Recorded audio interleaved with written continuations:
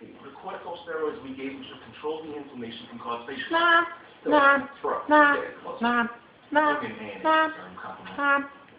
So sure, why waste time with start treatment? Because we already have it. It's not working. Ergo, corticosteroids aren't the only treatment for lupus nephritis. We can also only confirm the diagnosis with an ANA serum complement, anti-DNA, IV pyelogram, and kidney biopsy. So now you suddenly believe in TED? The symptoms all point to heavy metal poisoning. Yes, we all get it. Unless you've got proof, you can tell me which heavy metal it is. Start treatment for lupus.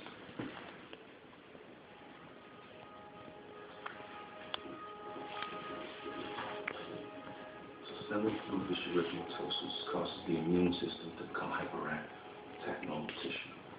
It could be what caused the inflammation as well as his lung and his throat, and now it appears to be damage to his kidneys. Treatment's usually steroids. But he's already on the steroids. If the tests confirm we're on the right track, there are other medications we can try. And if those don't work? Lupus.